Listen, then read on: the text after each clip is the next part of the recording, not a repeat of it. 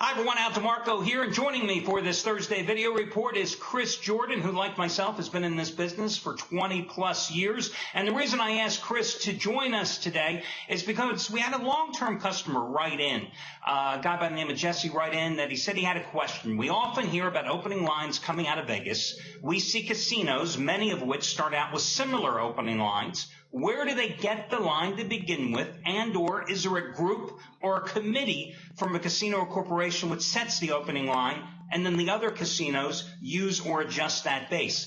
And I thought it would be very interesting to have you actually comment on this more than me, because you have been in Vegas the entire 25 years here. You've been associated with every aspect of the gambling world in Vegas, and you know a lot of these sportsbook directors as well. So I wanted to get your take on that initially.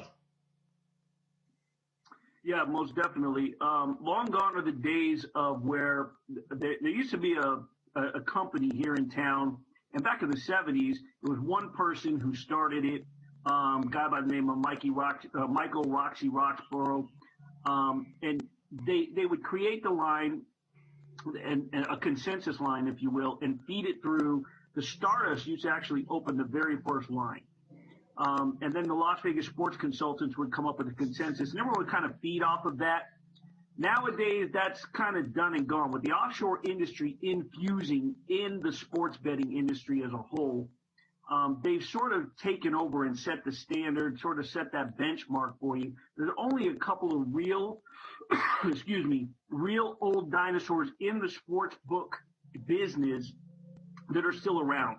One, his name is John Avello. He's down at the Wynn. And another one, Nick Bogdanovich with William Hill Sportsbook. Those are the two guys in town I lend the most respect to, because they could care less what they see on the screen. They could care less what they see on air, offshore, other entities here in town. They will put their own numbers up. John Avello will put his own numbers up well in advance. He doesn't care what anyone else is doing. He doesn't care about betting groups. He doesn't care who hits them.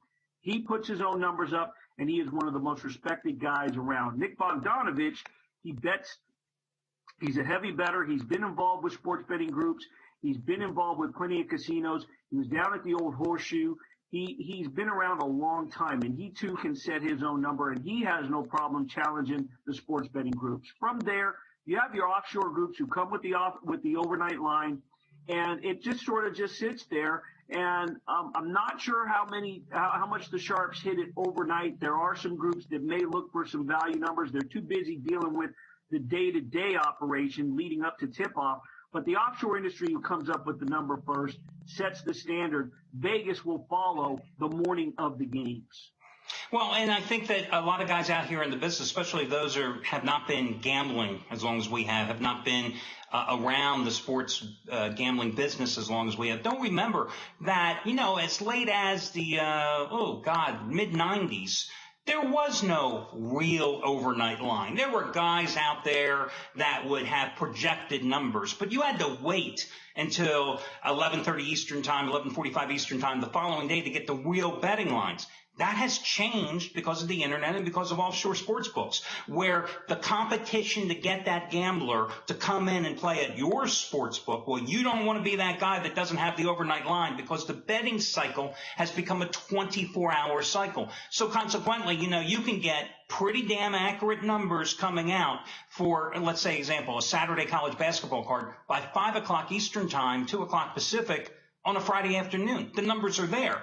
Now, are the numbers necessarily sharp? Not all the time, because I think you'll agree that you will see then the following morning when the traditional Vegas books come out with their numbers and some of the other sports books offshore start adjusting. But you will find some softness. And, as a handicapper, I find it's very dangerous sometimes, because you see a number and you realize that number might not be real. You have to project forward and anticipate, okay, where's this number going to go? Is it going to go up? Is it going to go down? Is it going to screw me later in the day? Because as I've often told customers here on video reports, as handicappers, we release a play and we put what the number is at the time we release it. If that line suddenly shifts 4 hours later, we have no way of telling you. Can't call everybody on the phone, can't tweet, can't send a video report, because there's no guarantee 100% of the customers would be made aware of a line movement that may affect our thought on a game. That's why the projections that we do are so important. Right. Absolutely. And, long gone are those days. It used to be where you couldn't get an overnight line, like you said, I mean of recent times, even with the offshore industry, when they were still creeping up, that you could get the Friday, or you could get the regular weekday, but Friday for Saturday was always a monster. And you could never, we used to have to wait around for that early morning line to get accuracy, if you will. And more so than just the offshore book setting the standard, you got to remember, when they put that soft number up, you're going to see some of those smaller books that maybe have local agents, if you will, come down overnight. So they'll be up for a little bit of time, or they won't even go up, but they'll wait for the next morning. Why? Because the sharps and those sports betting groups are really the ones that set the line where they want it. There may be some groups that they'll see a Big East game, a battle for first place, or they'll see a line that they think's off whack by a half point or a point, and they actually want a different side, or they, they actually want the line to be at a certain point. So they may throw a little action at a couple of books that they know other books are looking at, and on air, they'll see the movement. All of a sudden, it triggers a domino effect, and the line moves to where they all want it, and they'll bang the other side. And a lot of those little books can't handle that big action, so they wait. They see what the sharps do early in the morning, and it levels off, and that's where you see your normal action come in. The Vegas guys, the Vegas books will come up, other than the two I mentioned, they'll come up around 8 o'clock Pacific time, because that's when they see where all the moves are being made. The sharps like to move their very first investment in college basketball right between 8 and 9 a.m. It used to be runner heaven all over town.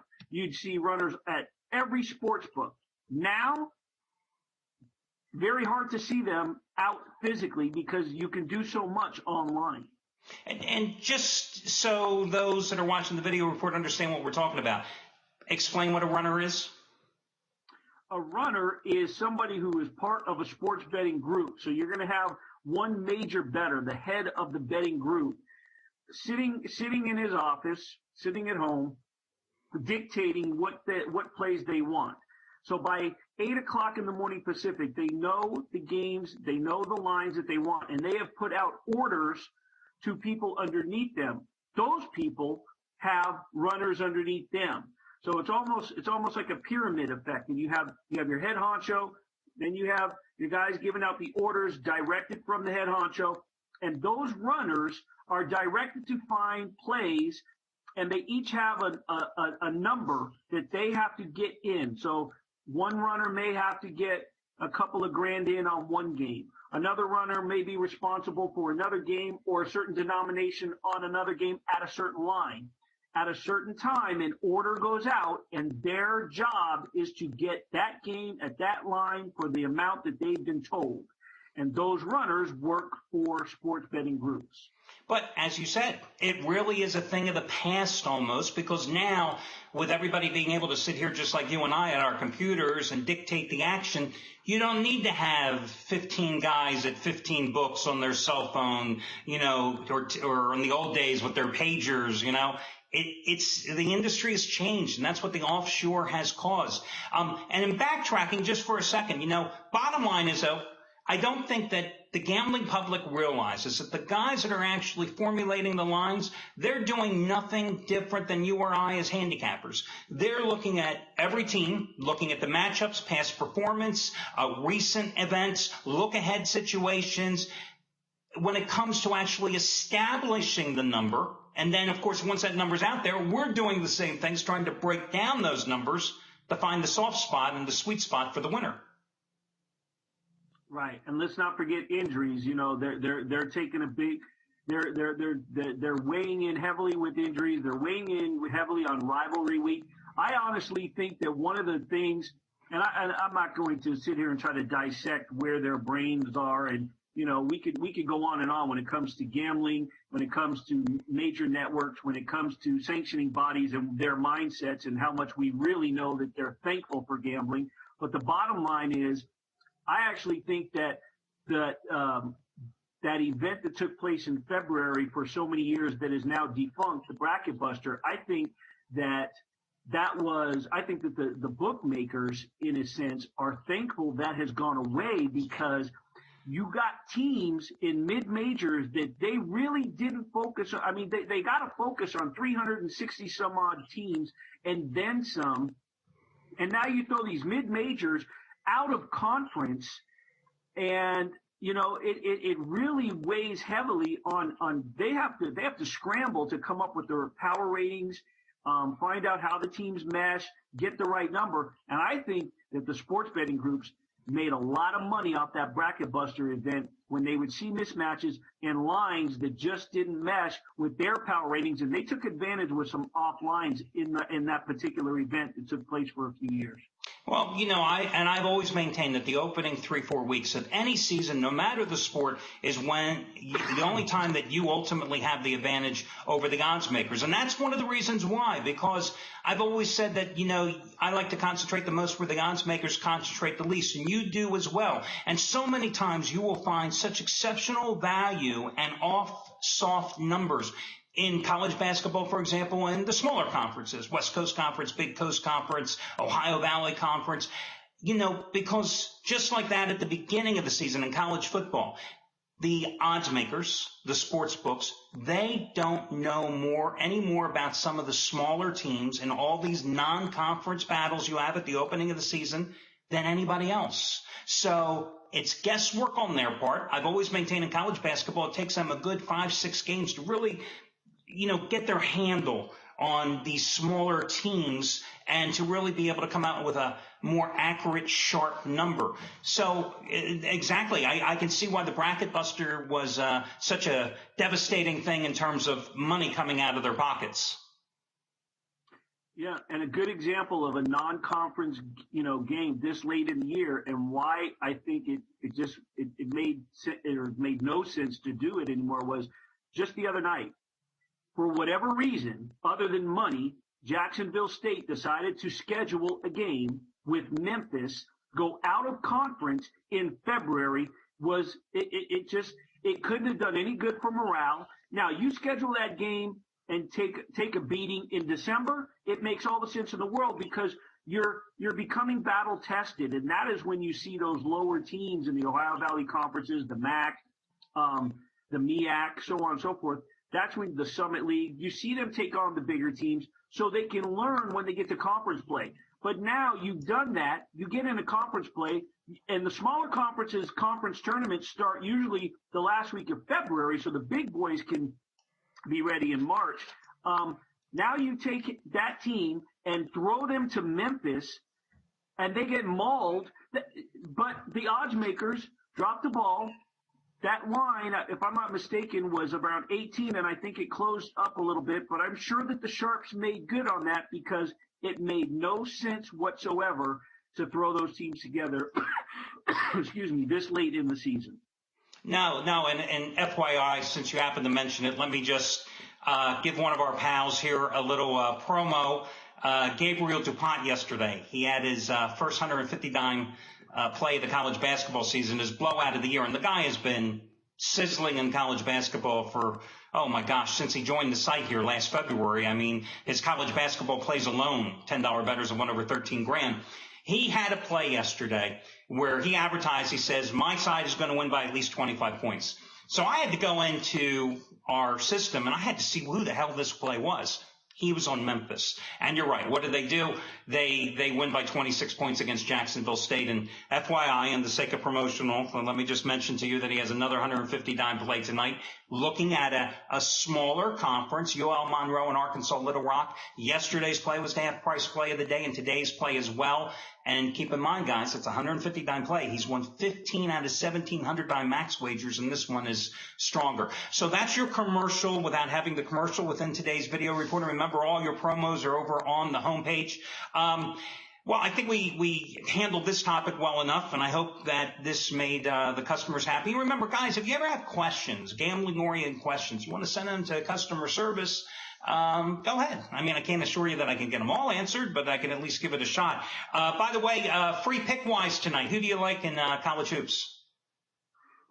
excuse me again, in Vegas, we're enjoying 71-degree weather, so the pollen is out, and my allergies have kicked in, and so I got that nice raspy in the back of my throat. So you'll just have to bear with me. But I'm going to play the William and Mary Tribe tonight, laying the points on the road against College of Charleston. The Tribe leads the all-time series. It's not a big series, but they have won 3 out of the 4 meetings, including a 30-point win earlier this season. William and Mary sitting atop the Colonial standings right now. I think that they're the better team. I think that they're going to be better prepared. They rank 5th in the country in field goal percentage, and they really are a smart team. What I like about this team, what I've seen, highlights, trying to catch them, some YouTube videos here and there, what I like about them is they're very patient, and they wait for the right shot, which is why their percentage is up. And because of that, they are able to get the high percentage shots. They pass the ball well. And I just don't see Charleston coming in and challenging this team. Morale will be down. Confidence will be low since they already suffered a beatdown. They're 1-9 in conference play. They lost 13 of the last 14 games. And I just don't see them being able to hang with Bill and Mary. I'm laying the road chalk. Okay, and my free pick tonight is going to be from one of my favorite conferences, the Horizon League, where I'm going to go with Wisconsin Green Bay minus the 14 at home against that big in-state rival, Wisconsin Milwaukee. And if you happen to be on Jeopardy tomorrow, Green Bay, their nickname, of course, the Phoenix. Milwaukee, their nickname, the Panthers. Don't say that I didn't prepare you for this one. Phoenix won the first go-round January 9th on the road in the series, laying 9, won it easily by 16 points. And I really like the way Wisconsin Green Bay rebounded from a 14-point loss at Cleveland State last week, where at that time they were sharing the lead in the Horizon League with Cleveland State and Valpo, I think it was. They bounced back, came back with a win against Monday night on the road, 71-58 at Wright State. They're 7-2 in conference and once again tied with Cleveland State and Valpo at the top of the Horizon League. And I got to tell you, Chris, the Horizon League is always one of my favorites because it's that league where you win the regular season title, you get to host the conference tournament. And to me, that makes every game for the leaders as the season progresses a life and death situation because they know how important that is. And then finally, big deal. The Panthers just beat Detroit and Illinois, Chicago at home where they've won 4 in a row. But on the road, it's a different story. They got hammered at Cleveland State by 27. They lost by 16 at Detroit. They lost by 13 at Oakland. And they lost by 25 at Valpo. So I'll lay the 14 points with Wisconsin Green Bay tonight in this one. Is it just me or the Horizon League and the Missouri Valley Conference? I don't care where you live, if you're a sports bettor, a handicapper, it doesn't matter. If you're in this business, if you're in this industry, if you're an enthusiast, if you're a recreational bettor, those two conferences, for whatever reason, I always have treated or looked at. If I write about them, I'll say mid-major. But in my mind, I treat them like a major. I love the Horizon League. I love the Missouri Valley Conference. And you know what else? Before it became a major conference, the Atlantic 10. Those three, because they always seem to produce teams that'll make it to that round. 2 rounds in, they play the spoiler role come March. They can produce some teams. And this is a great time to start studying teams out of those conferences and not just the top teams. Look at those 2nd and 3rd seeds because those are the ones that can jump up and nip and really be a thorn in somebody's side come March. And it also pays off, too, because, it's not just the big dance. I mean, you're also looking at all those minor league tournaments, whether it's the NIT, the CIT, the CBA, where you find a lot of these mid-major teams and suddenly exiled, where major teams from the power conferences to them playing in that, well, it's a failure of a season. But for those teams, these smaller teams, it's so big for them. And that's why I think a lot of times, I know personally, I will veer off of the big dance, look at some of these smaller teams in the smaller conferences because it's easier to make money with them. And it pays off because I followed them so religiously all these months. Hey, I'll let you go. I know you're busy, but I just wanted to also dispel one rumor here before we go. Chris Jordan is not Pitbull. Now, you will see the resemblance there. I think if you put your shades on like you have on your homepage on the site, you and Pitbull, I've often wondered, I've never seen the two of you in the same place at the same time. But I also know that you can't sing worth a lick, but neither can Pitbull. Boom. But anyway, just wanted to spell that. Chris Jordan, Pitbull, not the same person. There you go. The only thing that we do have in common, we have been called Poppy a couple of times. And, you know, that might be for another video, maybe not on this channel, but we won't go into that either. Okay, thanks a lot, Chris, and we will do this again, and I will try to have some other guys here if I can ever get Anthony Red out of his sportsbook glare. Maybe he can actually turn on his camera someday, and I will have Trace Adams coming up here shortly as well. So, good luck, everybody, tonight, and thanks once again, Chris Jordan, for him. I'm Al DeMarco, and I'll catch you again tomorrow here on the Daily Video Reports.